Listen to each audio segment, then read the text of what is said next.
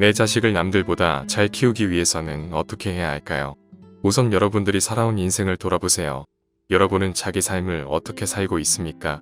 부모한테 이끌려서 살다가 결혼하면 또 남편한테 끌려서 살고 애 낳으면 애한테 끌려서 사는 분들이 많을 것 같습니다. 가족을 위해 산다고 생각했는데 중년이 되면 애들은 사춘기라고 자기 마음대로 하려고 하고 남편도 직장 생활에 바빠서 대화가 잘 안 됩니다. 자신의 삶을 돌아보니 해놓은 것도 없고 내 삶은 없는 것 같이 느껴집니다. 특히 밤잠을 설쳐가며 애지중지 키운 자식이 혼자 자란 듯 자기 마음대로 하면 배신감이 크죠. 지난 세월 자식을 위해 바쳤던 인생이 짓밟힌 것 같이 느껴지기 때문입니다. 이라면 자식에 대한 원망이 깊어지면서 우울증이 급속도로 다가옵니다. 그런데 우리가 자식 때문에 괴로운 것이 당연한 걸까요? 자식 문제로 상담하는 사람들의 이야기를 들어보면 난 이런 이유들로 괴로울 수밖에 없습니다.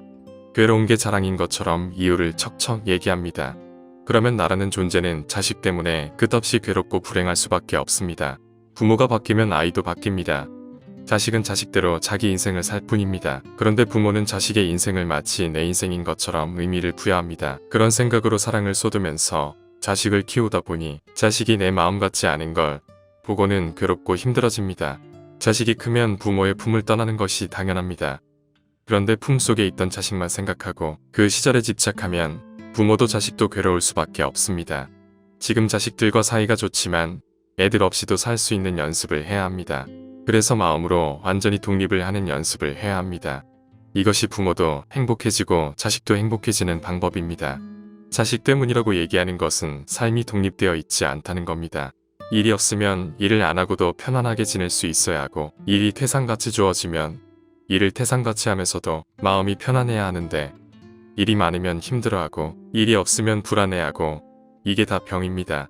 그래서 자식이 중고등학생이 되면 부모는 자기 일이 있어야 합니다. 온통 신경이 자식에게 가 있으니까 자식의 행동 하나하나를 신경 쓰고 간섭을 하는 겁니다. 내가 할 일이 있고 공부도 하고 명상을 하다 보면 자식에게 화를 내지 않게 됩니다. 밖에 나가서 나름의 보람을 갖고 본인의 시간을 갖는 게 중요합니다.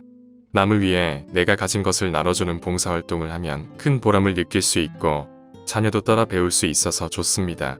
하지만 밖에 나가서 봉사활동만 하고 수행을 하지 않으면 금방 지치기 때문에 늘 자기 마음을 다스리는 공부를 해야 합니다. 오늘부터 자기를 아름답게 갖고 나가는 연습을 해보시기 바랍니다. 내가 나를 사랑하지 않으면 누가 나를 사랑해 주겠으며 내가 나를 사랑할 줄 모르는데 어떻게 남을 사랑하겠습니까? 남에게 사랑받고 남을 사랑하는 것의 시작은 먼저 나 스스로를 사랑하는 겁니다.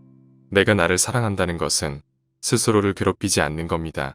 자식이 속을 썩이든 말을 안 듣든 어떤 상황에서도 내가 자유로워지는 것, 이것을 불교에서는 해탈이라고 합니다. 그래서 불교 최고의 이상은 죽어서 극락가고 천당 가는 게 아니라 살아있을 때 해탈과 열반을 이루는 겁니다. 즉 참 자유와 참 행복을 얻는 겁니다. 마음의 원리를 공부하고 수행해 가면 누구나 다 그렇게 될 수 있습니다. 내 문제가 뭔지 알게 되면 바뀔 수 있습니다. 그렇지만 우리가 뭘 배우든지 처음에는 잘 안 됩니다. 수행은 연습이고 연습은 끊임없는 실수의 반복입니다. 연습을 계속하다 보면 성공하는 희망을 볼 수 있습니다. 그렇게 연습하는 마음으로 수행 정지를 하다 보면 매듭이 풀리기 시작합니다. 매듭이 풀리면 맺힌 마음이 녹아내리고 마음이 열리면서 힘이 생깁니다. 그런데 자신의 모습을 아는 것과 행동이 바뀌는 것은 다릅니다. 고치려고 노력해도 몸의 밴 습관은 쉽게 변하지 않습니다. 자신의 문제점을 고치려면 1000일 정도는 노력을 해야 합니다. 자식을 위해 노력해보겠다며 기도문을 받아 한 열흘쯤 기도하다 보면 내가 왜 이렇게까지 해야 하나 회의감이 들기 시작합니다. 그것을 참고 100일쯤 하고 나면 나한테 이런 문제가 있구나 느낍니다. 100일 정도 기도를 해야 자신의 모습을 조금 볼 수 있게 되는 겁니다. 이렇게 자신을 돌아보고 습관을 바꿀 수 있다면 자식에게 아주 좋은 모델이 될 수 있습니다. 이때는 자식에게 이렇게 해라, 저렇게 해라 말할 필요도 없어지죠. 자식들은 훌륭한 모델을 보고 그대로 따라 배울 테니까요. 옛날에 아주 가난한 여인이 아들을 낳지 못하는 부유한 집안에 아들을 낳아주러 시집갔다가 아들을 낳고 부유한 생활을 하며 꿈같은 세월을 보냈습니다. 그런데 아들이 7살 때 갑자기 죽어버렸습니다. 엄마로서 아들이 죽었으니 당연히 슬프겠지만 아들의 죽음과 동시에 자신의 행복도 날아가 버린 것입니다. 다시 가난한 생활로 돌아가야 하기 때문에 그 아들을 살리려고 하는 마음은 그 어떤 사람보다도 더 간절했습니다. 날마다 죽은 아들의 시신을 갖고 다니면서 살려달라고 아우성을 치다가 여인이 하도 슬퍼하며 우니까 누군가 기원정사에 계시는 부처님께 한번 가보라며 입김을 해주었습니다. 그래서 여인은 죽은 아들을 안고 절에 찾아가서 부처님 앞에 엎드리며 말했습니다. 부처님 제발 아들 좀 살려주세요. 부처님이 물끄러미 울부짖는 여인을 보더니 여인이여 그 아이를 놓고 일어나 보세요. 지금 마을로 돌아가서 사람이 죽지 않은 집에서 겨자씨한 움큼을 얻어올 수 있겠습니까? 이 여인은 그 말을 듣자마자 겨자씨한 움큼만 얻어오면 우리 아이를 살릴 수 있겠구나 하는 생각이 들었습니다. 여인은 눈물을 거두고 마을로 뛰어가 어느 집에 들어가서 물었습니다.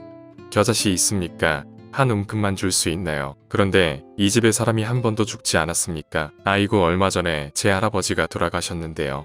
다음 집으로 가도 그 다음 집에도 얼마 전에 저의 할머니가 돌아가셨는데요. 아이고 5년 전에 제 아버님이 돌아가셨는데요. 수많은 집을 방문했지만 사람이 죽지 않은 집은 하나도 없었고 해질녘이 되자 힘이 다한 여인은 마지막 집에 가서 물었습니다.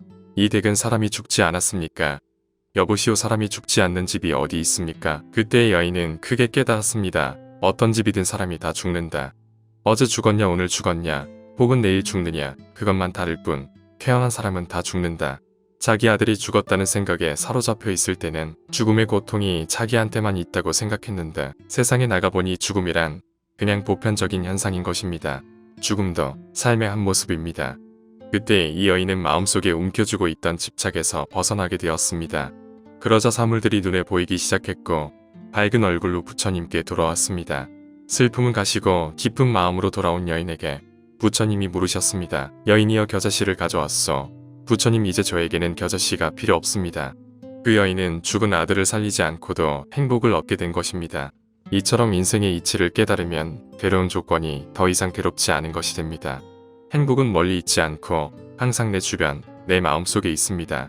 다만 내가 행복함 속에 있어도 그것에 감사할 줄 모르고 만족할 줄 모른다면 눈 뜨고 있는 장님과 같을 뿐입니다. 마음속에 눈을 뜨면 세상의 밝음과 행복을 볼 수 있습니다. 그러니 깨어서 바라보시기 바랍니다. 자식에게 줄 수 있는 가장 값진 교훈은 부모 스스로가 행복하게 만족스러운 삶을 사는 것입니다. 그저 잘 자랄 수 있도록 환경과 방향만 잡아주고 사랑을 많이 주어야 합니다. 자녀들이 커서 무엇이 될까라는 염려와 걱정보다 무엇을 하든 너를 응원한다 라는 부모의 말이 더욱 멋집니다. 부모의 믿음과 사랑이야말로 아이들을 강하고 훌륭하게 키워낼 수 있는 비결입니다. 부모가 행복해야 자식이 행복하며 자식은 부모를 닮는다고 합니다. 자식들은 가장 처음 부모의 모든 것을 따라 배우게 됩니다.